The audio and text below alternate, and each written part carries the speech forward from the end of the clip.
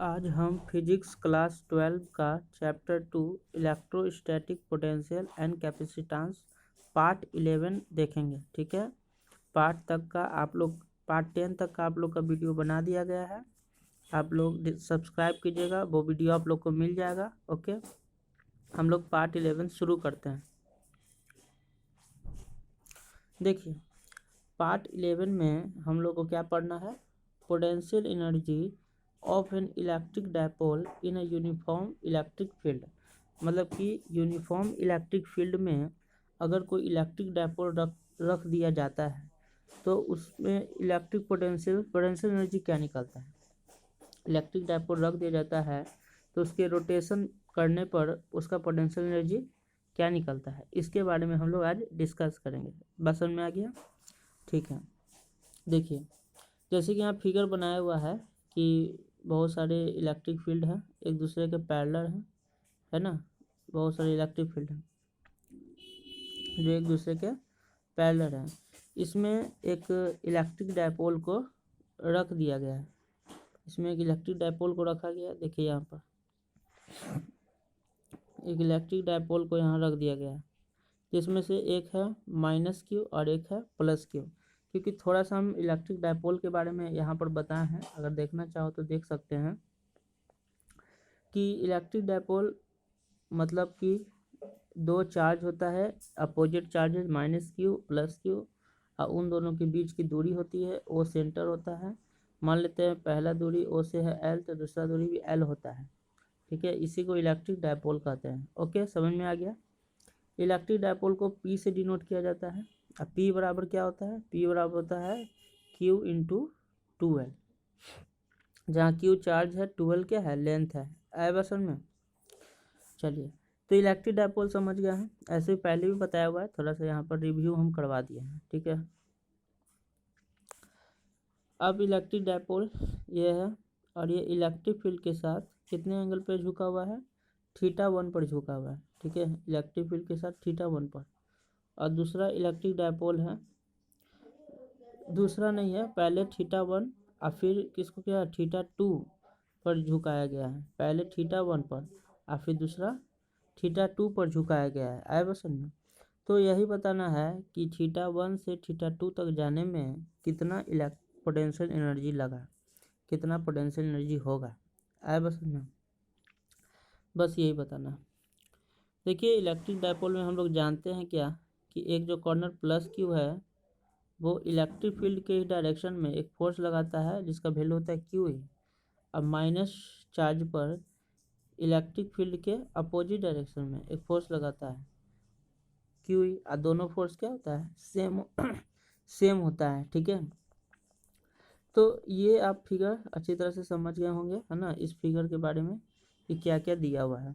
Okay, अब हम लोग निकालेंगे क्या? पोटेंशियल एनर्जी के आगे का डेरिवेशन, कि कैसे डेरिवेशन होगा। चलिए देखिए, डेरिवेशन देखते हैं। देखिए, पहली बात एक और चीज़ है इसमें डेरिवेशन करने से पहले, टॉर्क का हम लोग जो क्लास 11 में पढ़ाई हुआ है टॉर्क के बारे में, उसको क्योंकि यहाँ पर वो यूज है इसलिए इसको थोड़ा सा टॉर्क के बारे में देखेंगे। टॉर्क क्या होता था कि अगर कोई भी सबस्टांस है, अगर मान लेते हैं ये ओ पॉइंट पर है, जैसे इलेक्ट्रिक डायपोल है माइनस क्यू प्लस क्यू, आई ओ पॉइंट पर है, तो यहाँ पर क्या है कि एक फोर्स इधर लग रहा है, एक फोर्स ऐसे लग रहा है, क्यू ई दोनों का फोर्स है। मतलब नेट फोर्स क्या हो जाएगा? नेट फोर्स 0 हो जाएगा। एफ नेट क्या हो जाएगा? एफ नेट बराबर 0 हो जाएगा। तो जब फोर्स टोटल क्या हो जाए किसी एक्सिस पर, जैसे यहाँ पर ओ पॉइंट पर 0 हो जाता है, तो उस समय किसका कंसेप्ट आता है? टॉर्क का कंसेप्ट आता है। किसका आता है? टॉर्क का। इसको टाउ द्वारा दिखाया जाता है ना, टाउ ऐसे। है बस में टॉर्क समझ में आ गया कि किसी एक्सिस के एलोंग कोई क्या रहता है? सबस्टांस रहता है और वो घूमता रहे, तो उस समय उस पर क्या लगता है? टॉर्क लगता है। तो टॉर्क का कंसेप्ट इसमें ज़रूरी है। चलिए देखिए, टॉर्क बराबर क्या होता है? तो टॉर्क बराबर क्योंकि टॉर्क बराबर क्या हो जाएगा, इलेक्ट्रिक फील्ड और डायपोल के कंसेप्ट में तो P क्रॉस E हो जाएगा। ठीक है, टॉर्क बराबर क्या हो जाएगा, P क्रॉस E। ये पता है आपको, इलेक्ट्रिक डायपोल के कंसेप्ट में इलेक्ट्रिक फील्ड जब जनरेट होता है तो P क्रॉस E टॉर्क बराबर, ये फॉर्मूला होता है। और इसी फॉर्मूला का यूज करना है डेरिवेशन में। देखिए जैसे कि यहाँ पर यूज किया हुआ है, टॉर्क बराबर P क्रॉस E, और क्रॉस है मतलब क्रॉस प्रोडक्ट है, इसका वैल्यू क्या होता है, P E sine theta. Theta किसके बीच में, P और E के बीच में। तो देखिए ये मेरा P है, ओके, और ये मेरा E है, इन दोनों के बीच में कितना एंगल है, θ1। ठीक है, अगर मान लेते हैं कि ये θ1 से फिर θ2 चल जाएगा तो उस समय थीटा कितना हो जाएगा, θ2 हो जाएगा। आया बात समझ में। तो अभी से P साइन थीटा लिखे हैं, अभी θ1 θ2 का यूज नहीं किए हैं। अब देखिए आगे में क्या है, रोटेशन कराया गया है डायपोल को θ1 से θ2, θ1 झुका हुआ था, फिर θ2 है ना, तो रोटेट कराया गया θ1 से θ2, तो उस समय कितना पोटेंशियल एनर्जी होगा, बस ये निकालना है। अब देखिए जैसे कि वर्क बराबर क्या होता है, वर्क बराबर होता है integration F dot d x, मतलब force into displacement. Dot product रहता है फोर्स डॉट डी एक्स, मतलब फोर्स इंटू डिस्प्लेसमेंट। एक रेंज रहता है x1 से लेकर के x2 तक, मतलब कि दूरी कहाँ से कहाँ पोजीशन जा रहा है। आया बस समझ में।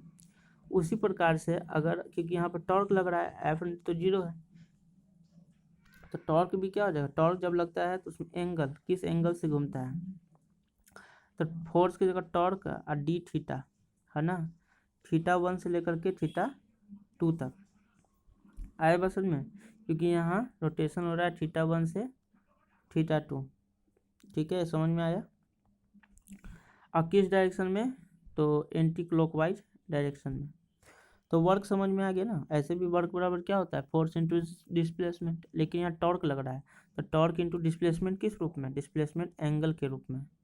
इसमें डिस्प्लेसमेंट मीटर के रूप में नहीं, एंगल के रूप में हो रहा है ना। चलिए ठीक, तो ये समझ गया वर्क का। अब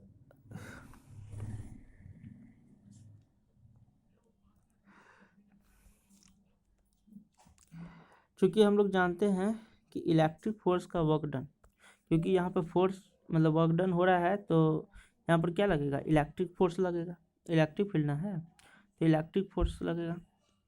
इलेक्ट्रिक फोर्स का वर्क डन है ना, बराबर क्या हो जाएगा, इंटीग्रेशन जो है फॉर्मूला टाउ डी थीटा θ1 से θ2। तो और ये जो डॉट प्रोडक्ट है D tau dot D theta cos theta के बराबर है, और कॉस कितना है 180 डिग्री, क्योंकि यहाँ पर एंगल टॉर्क और थीटा के बीच में कितना बन रहा है 180 डिग्री। आया बात समझ में, 180 डिग्री बन रहा है। तो इसको क्या करेंगे, इंटीग्रेशन को सॉल्व करेंगे। ठीक है, सॉल्व करते हैं तो कॉस्ट 180 डिग्री का वैल्यू कितना होता है -1, टाउ डी थीटा -1, θ1 से θ2। अब यहाँ सोचने वाली बात है कि ये जो -1 है यहाँ पर चला गया, देखिए माइनस लिख दिया है ना। और टॉर्क का वैल्यू क्या होता है, पी ई साइन थीटा, वो पहले ही आपको बता दिए हैं, पी ई साइन थीटा और डी थीटा। ओके, यहाँ पी ई कॉन्स्टेंट है, पी बाहर निकल जाएगा तो -P इंटीग्रेशन θ1 से θ2 साइन थीटा डी थीटा। अच्छा, integration sine theta D theta का वैल्यू क्या होता है, माइनस कॉस थीटा। क्या होता है, माइनस कॉस थीटा।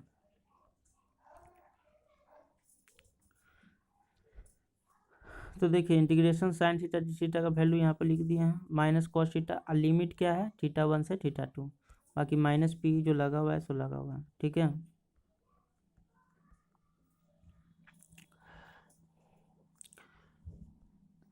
अब देखिए इसमें तो लिमिट वाला तो जान ही रहे हैं कैसे इंटीग्रेशन तो आता है, θ2 पहले आ जाएगा माइनस कॉस θ2 और फिर हो जाएगा माइनस प्लस कॉस θ1, लेकिन यहाँ पर माइनस लगा हुआ है आगे में, इस कारण से साइन चेंज हो जाएगा। तो कॉस थीटा 2 प्लस में आ जाएगा, कॉस थीटा 1 माइनस में आ जाएगा। तो P cos theta 2 minus cos theta 1 आया बात समझ में? ठीक है, तो इतना हमको वर्क मिल चुका है। अब देखिए थोड़ा सा याद रखिए, अभी हम बताए थे पहले पार्ट्स में, पहले वाले पार्ट में इससे पहले, कि change in potential energy, change in potential energy मतलब क्या होता है, final potential energy minus initial potential energy बराबर माइनस वर्क इलेक्ट्रिक फोर्स। जब वर्क एक्सटर्नल एजेंट के द्वारा होता है, एक्सटर्नल एजेंट के द्वारा, जिसमें वेलोसिटी है ना, जी स्पीड है ना सेम रहता है, चेंज नहीं करना पड़ता है, काइनेटिक एनर्जी जीरो रहता है, तो उस समय वर्क क्या होता है, पॉजिटिव में होता है एक्सटर्नल एजेंट द्वारा। लेकिन जब इलेक्ट्रिक फोर्स आ जाता है तो उस समय वर्क डन क्या होता है, निगेटिव हो जाता है। तो ये वाला फॉर्मूला आपको बहुत बार बताया हुआ है, आप लोग पहले वाले पार्ट 10 में भी देख सकते हैं। तो चेंज इन पोटेंशियल जी किससे किससे है, फाइनल, तो फाइनल क्या है, थीटा 2 पर मिलेगा फाइनल। अच्छा, इनिशियल कहाँ मिलेगा, थीटा 1 पर मिलेगा। ओके, बराबर क्या हो जाएगा, जो उतना वर्क आया है, वर्क कितना आया है, P cos theta 2 minus theta 1, चूँकि माइनस लगा तो minus P cos theta 2 minus theta cos theta 1। अब देखिए यहाँ पर एक कंसेप्ट यहाँ पर लगाना पड़ेगा, ठीक है ना। देखिए यहाँ पर क्या कंसेप्ट लगा है, यहाँ पर एक एंजम्पशन किया है। एंजम्पशन क्या किया है कि एज्यूम डैट थीटा 1 कितना होगा, 90 डिग्री होगा, एज्यूम किया हुआ है, ठीक है। यहाँ पर चेंज करना पड़ेगा, एज्यूम किया हुआ है कि थीटा 1 मतलब कि पहला जो डिग्री है वो क्या है, 90 डिग्री है, और 90 डिग्री पर पोटेंशियल क्या होता है, जीरो होता है। ये पूरा एंजम्पशन किया हुआ है, ठीक है, यहाँ से यहाँ पूरा एंजम्पशन किया हुआ है, ठीक है। इसको आपको मानना ही है कि थीटा 1 का कितना डिग्री पर, 90 डिग्री पर है, अब पोटेंशियल जो है 90 डिग्री पर पोटेंशियल एनर्जी कितना है, जीरो है। उस अनुसार इसको सॉल्व करेंगे, ये एंजम्पशन करके इसको सॉल्व करेंगे।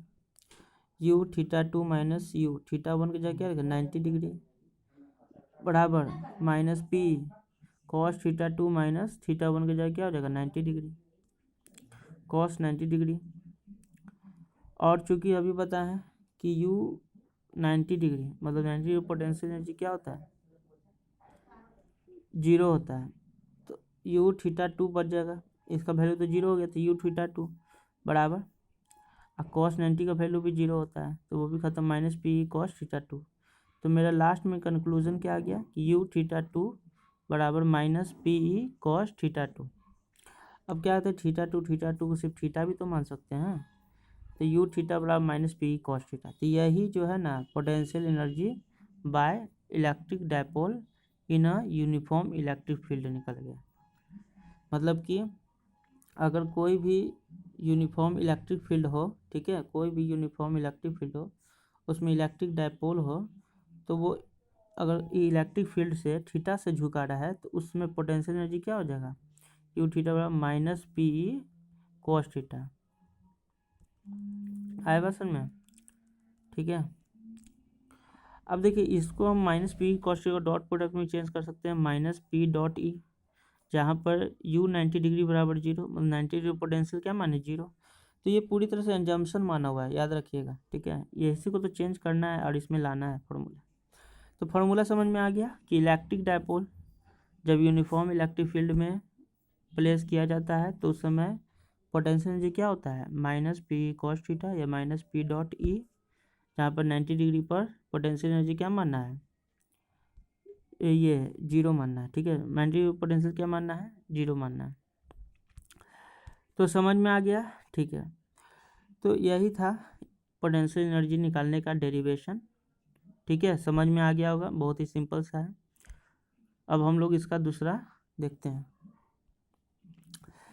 देखिए है तो इसी से रिलेटेड, फिर क्वेश्चंस भी देखेंगे इसका बहुत सारा, इलेक्ट्रिक डायपोल का ही आज है ना देखेंगे हम। अब देखिए जो हमें फॉर्मूला मिला है कौन सा, कि यू थीटा बराबर माइनस पी डॉट ई, ये फॉर्मूला मिला ना, पी कॉस थीटा। अब इस पर हम लोग बहुत सारा केस देखेंगे, ठीक है, उसी को यहाँ पर दिखाया गया है, बहुत सारे केस को। देखिए कैसे, जब थीटा क्या रहेगा 90 डिग्री रहेगा।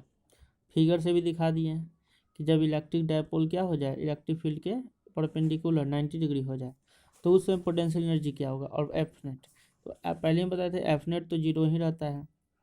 टॉर्क क्या हो जाएगा, तो टॉर्क का फॉर्मूला क्या था, P cross E, P E sine 90 degree, sine 90 का वैल्यू 1 होता है। तो पी मतलब टॉर्क जो 90 डिग्री मिलेगा वो कितना मिलेगा, पी ई, आज जो मैक्सिमम रहेगा, मतलब मैक्सिमम टॉर्क लगेगा। और पोटेंशियल एनर्जी कितना हो जाएगा, तो potential energy minus P E cos theta रहता है, कॉस 90 डिग्री, कॉस 90 जीरो, मतलब यू 90 बराबर जीरो, देखो है ना। मतलब कि जब इलेक्ट्रिक डायपोल 90 डिग्री पे रहेगा तो उस समय पोटेंशियल एनर्जी क्या हो जाएगा, जीरो, टॉर्क क्या हो जाएगा मैक्सिमम, और एफ नेट क्या हो जाएगा जीरो। अब असल में केस दूसरा देखते हैं हम लोग हैं, दूसरा नीचे लिख दिए, तीसरा उधर लिखे हैं।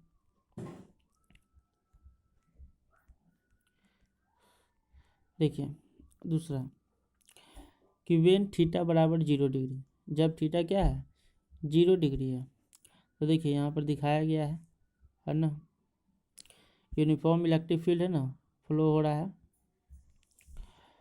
और डायपोल को देखिए ऐसे रख दिया गया है। 0 डिग्री मतलब क्या कि उसी के along minus Q plus Q, तो इस समय थीटा बराबर क्या हो जाएगा 0 डिग्री, आएगा असल में माइनस क्यू प्लस क्यू।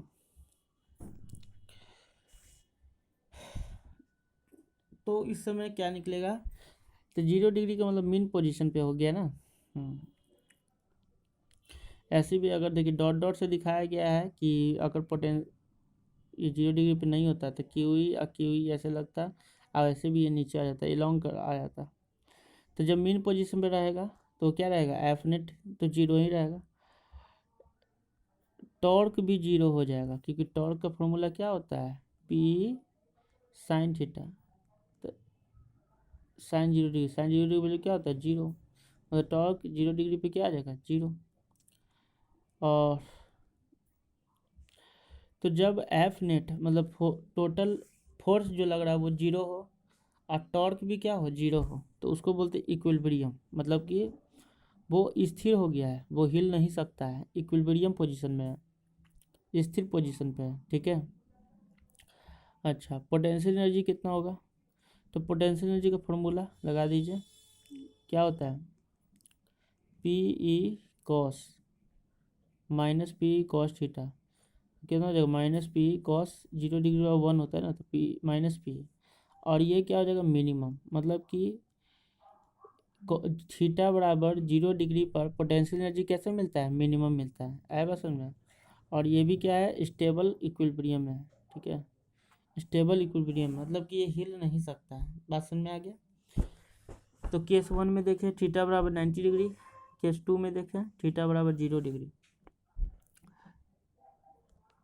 अब देखते हैं केस 3, ठीक है, जो यहाँ पर दिया हुआ है, देखिए केस 3 दिया हुआ ना है,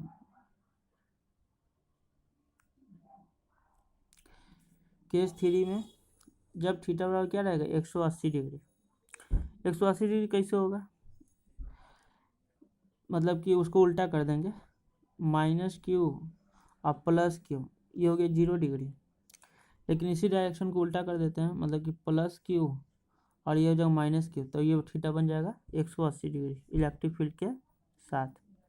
तो इसलिए दिया हुआ थीटा बराबर 180 डिग्री, देखिए पोजीशन चेंज भी है, इस डायरेक्शन में पी है, थीटा बराबर 180 डिग्री। तो इसमें भी क्या है कि एफ नेट जीरो होगा, टॉर्क भी जीरो हो जाएगा, क्योंकि टॉर्क बराबर क्या होता है P sine 180 degree, sine 180 degree का वैल्यू कितना होता है जीरो, तो टॉर्क भी क्या हो जाएगा जीरो। तो अभी बताएं कि जब एफ जीरो रहे, टॉर्क जीरो रहे, तो कैसा पोजीशन, इक्विलिब्रियम पोजीशन, ठीक है। पोटेंशियल एनर्जी की बात करते हैं तो माइनस पी कॉस 180 डिग्री, और कॉस 180 डिग्री का वैल्यू कितना होता है -1, तो माइनस माइनस प्लस हो जाएगा पी, मतलब इस समय मैक्सिमम पोजीशन पे आ जाएगा, मैक्सिमम पोटेंशियल एनर्जी हो जाएगा इसका, ठीक है ना, मैक्सिमम पोटेंशियल एनर्जी हो गया ये। और इस समय क्या है कि ये अनस्टेबल इक्विलिब्रियम में है। देखो कैसे, क्योंकि डायपोल कोशिश करेगा कि हम जो है इलेक्ट्रिक फील्ड के डायरेक्शन में आए, इसलिए मूव करेगा, तो इसलिए अनस्टेबल इसको कहा जाता है। तो तीनों केस समझ गए होंगे, है ना, थीटा 90 डिग्री, 0 डिग्री और 180 डिग्री। ठीक है, अब इसका थोड़ा वर्क डन देख लेते हैं। पोटेंशियल एनर्जी तो मिल चुका है, तो वर्क डन का क्या फॉर्मूला होता है इलेक्ट्रिक डायपोल में। चलिए, तो अगला वही है।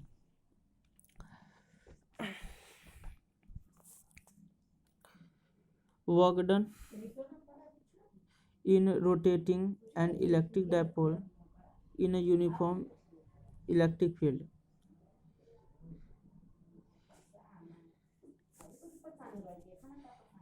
यूनिफॉर्म इलेक्ट्रिक फील्ड में इलेक्ट्रिक डायपोल जब रोटेट करेगा तो उस समय कितना वर्क करना पड़ेगा, या वर्क का वैल्यू कैसे निकलेगा।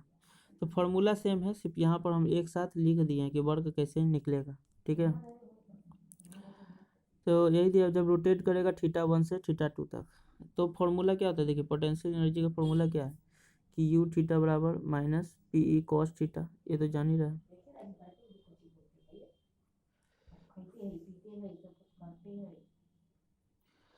तो चेंज इन पोटेंशियल एनर्जी बराबर क्या होता है, u θ2 माइनस u θ1, ये तो फॉर्मूला फाइनल माइनस इनिशियल। अब वर्क क्या होता है, तो इलेक्ट्रिक फोर्स के द्वारा वर्क लगेगा तो माइनस में आ जाएगा, और एक्सटर्नल फोर्स के द्वारा वर्क लगेगा तो प्लस में आ जाएगा। ठीक है, तो प्लस वर्क एक्सटर्नल फोर्स और माइनस वर्क इलेक्ट्रिक फोर्स। ठीक है, ये रिलेशन बताया हुआ है। तो यही जो वर्क डन है ना, ये देखिए work done external force electric force, सिर्फ माइनस इसमें लगता है और इसमें क्या लग जाता है, प्लस लग जाता है। बाकी फॉर्मूला वही रहेगा, u θ2 माइनस u θ1 और u θ2 माइनस u θ1। तो मेन रूप से यही क्या हो गया, वर्क डन हो गया है। आया बात समझ में, जब इलेक्ट्रिक डायपोल को रोटेट किया जाएगा θ1 से θ2, θ1 से θ2 जब रोटेट किया जाएगा तो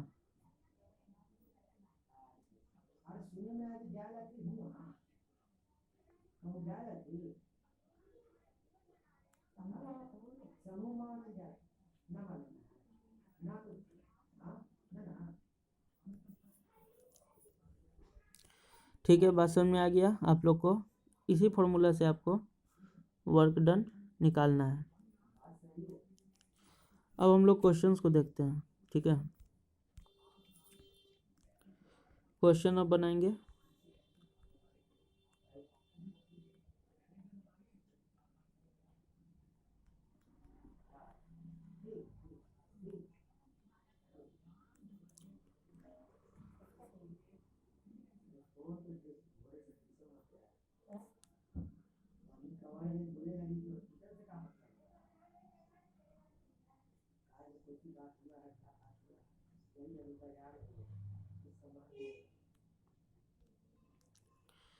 देखिए क्वेश्चन,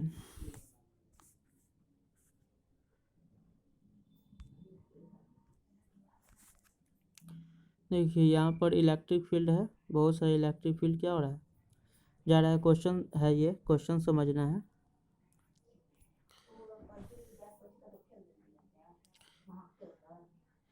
इलेक्ट्रिक फील्ड है बहुत सारा,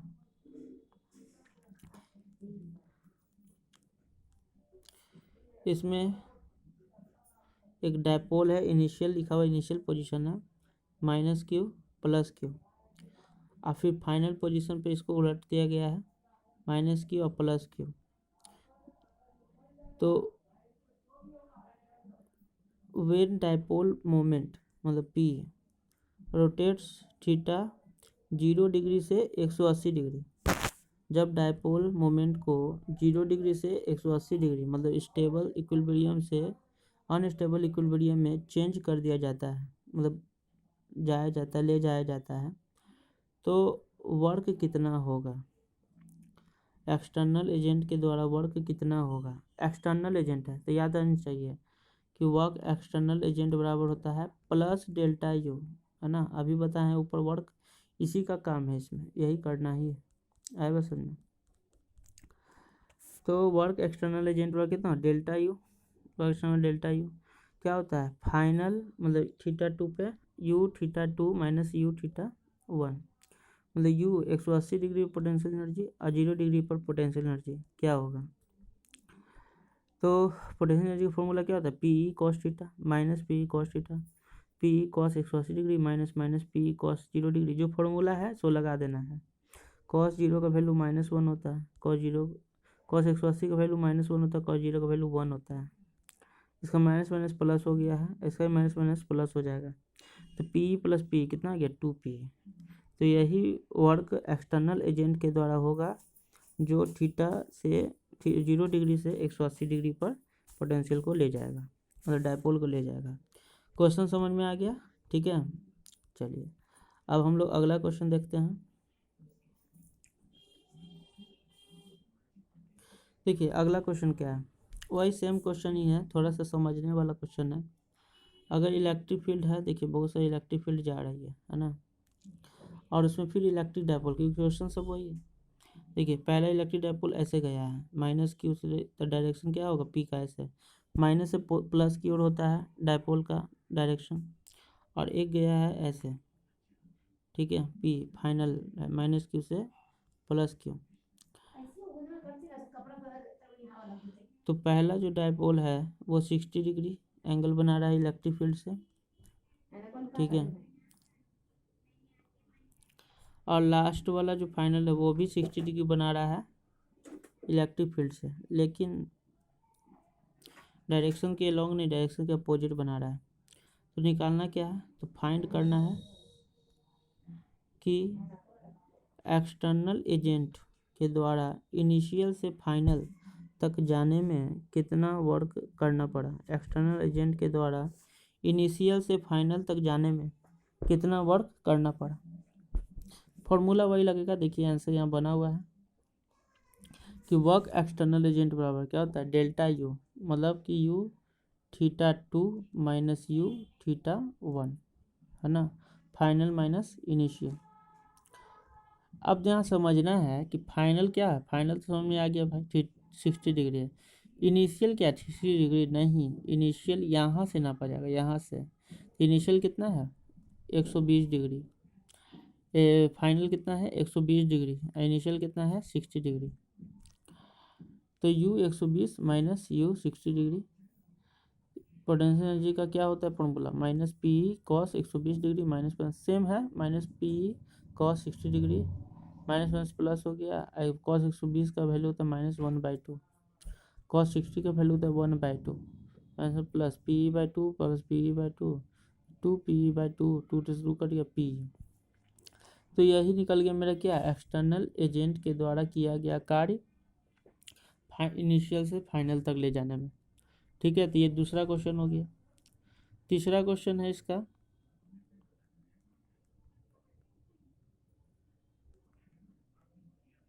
ठीक है, देखिए तीसरा क्वेश्चन थोड़ा सा लेवल हाई कर दिए गए हैं, ठीक है, उसको समझना है। देखिए तीसरा क्वेश्चन क्या है, ये भी यूनिफॉर्म इलेक्ट्रिक फील्ड है जा रहा है ना, यूनिफॉर्म इलेक्ट्रिक फील्ड है, और इसमें एक इलेक्ट्रिक डायपोल को रखा गया है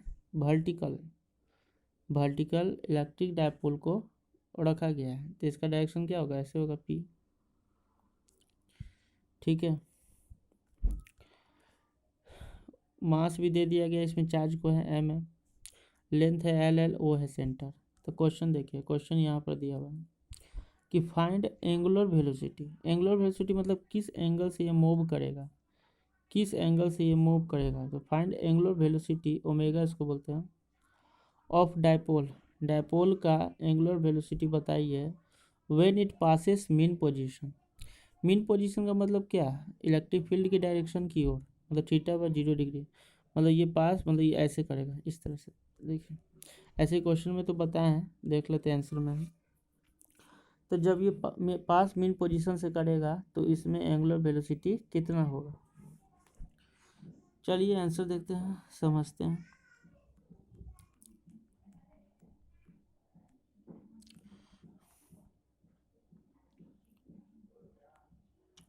चलिए इतना ही आंसर है, इसको समझ लेते हैं। देखिए एक और भी इसको फिगर बना दिए हैं कि अच्छी तरह से समझ में आए। ठीक है, कि यूनिफॉर्म इलेक्ट्रिक फील्ड है, उसमें इलेक्ट्रिक डायपोल को 90 डिग्री पर, इसमें थीटा क्या है 90 डिग्री पर बना दिया गया है। इसको मूव किया गया है मीन पोजीशन की ओर, मीन पोजीशन की मतलब इलेक्ट्रिक फील्ड की डायरेक्शन की ओर, जिसमें थीटा बराबर 0 हो गया। तो इनिशियल कितना थीटा 90 डिग्री, फाइनल कितना है 0 डिग्री, इतना समझ में आ गया। इसको रिलीज किया गया है रेस्ट से, मतलब कि इनिशियल वेलोसिटी क्या हो जाएगा 0, फाइनल वेलोसिटी जो मिलेगा एंगुलर मोमेंटम के रूप में, और उसी को हमको रखना है। तो हम लोग को पता है क्या, by conservation of mechanical energy, mechanical energy के कंजर्वेशन से, कि initial potential energy plus initial kinetic energy बराबर हो जाएगा क्या फाइनल पोटेंशियल एनर्जी और फाइनल काइनेटिक एनर्जी के, ये हमें पता है। Initial potential energy minus P E cos theta है ना, चूँकि इनिशियल में थीटा क्या है 90 डिग्री, तो minus P E cos 90 degree. और काइनेटिक एनर्जी तो चूँकि ये release from rest, initial rest से निकला है, तो वेलोसिटी तो 0, तो काइनेटिक एनर्जी भी क्या हो जाएगा 0। फाइनल पोटेंशियल तो minus P E cos theta, final में कॉस 0 डिग्री। अब फाइनल काइनेटिक एनर्जी, तो फाइनल काइनेटिक में 0 नहीं होगा, क्योंकि उस समय यह मूव किया तो इसमें एक वेलोसिटी आया होगा, जिसको एंगुलर वेलोसिटी बोले हैं, क्योंकि एंगल से मूव किया है ना, इस कारण से। तो उसको क्या करेंगे हम, तो एक फार्मूला होता है 11th क्लास में पढ़े होंगे फाइनल काइनेटिक एनर्जी का, हाफ आई ओमेगा स्क्वायर, जहाँ आई क्या कहता है, आई का आता है मोमेंट ऑफ इनर्शिया के बारे में, मोमेंट ऑफ इनर्शिया, जी हाँ। तो 11th क्लास का है मोमेंट ऑफ इनर्शिया, पढ़े होंगे, इसलिए हम अभी उसको बताएंगे नहीं, डायरेक्ट अप्लाई करेंगे। कॉस 90 का वैल्यू होता है 0, देखिए 0 लिखा हुआ है, इसका भी 0। ये कॉस 0 का 1 होता है, तो माइनस पी का माइनस पी, हाफ आई का, देखो मोमेंट ऑफ इनर्शिया कैसे निकालते हैं, तो इसके अलोंग निकाला जाता है, जो सेंटर है ना ओ, तो ओ के अलोंग निकाला जाएगा, मास है एम, तो M L square plus M L square कितना हो जाएगा 2ml स्क्वायर, क्या आ जाएगा 2ml स्क्वायर। तो आई का वैल्यू, ये 11th क्लास का है तो फिर भी आई वैल्यू बता दिए 2ml स्क्वायर, और ओमेगा स्क्वायर को, यही हमको एंगुलर वेलोसिटी चाहिए। माइनस पी इधर जाएगा तो प्लस पी में बदल जाएगा, half 2ml square whole omega square, 2 से 2 कट गया। पोटेंशियल ये इलेक्ट्रिक डायपोल पी है, पी का वैल्यू क्या होता है Q2L होता है, और ई का ई हो गया, तो एल से एल कट चुका है, ठीक है, एल से एल कट गया है। तो यहाँ पर हमको क्या मिल गया देखिए, तो therefore angular velocity omega बराबर क्या मिल गया है हमको, तो 2QE/ml का अंडर रूट, तो यही मेरा एंगुलर वेलोसिटी मिल चुका है। तो ये आज का लास्ट क्वेश्चन था, और इलेक्ट्रिक डायपोल में आप पोटेंशियल एनर्जी समझ गए होंगे, वर्क डन कैसे करेंगे उसी से रिलेटेड क्वेश्चन भी था। ठीक है, तो आप लोग को अच्छी तरह समझ में आ गया होगा, इसको बार बार देख करके समझ लीजिएगा, और ये सब्सक्राइब शेयर और लाइक करना मत भूलिएगा, ठीक है। ओके, तो हम लोग अगला वीडियो पार्ट 12 में देखेंगे, ठीक है। चलिए, थैंक यू।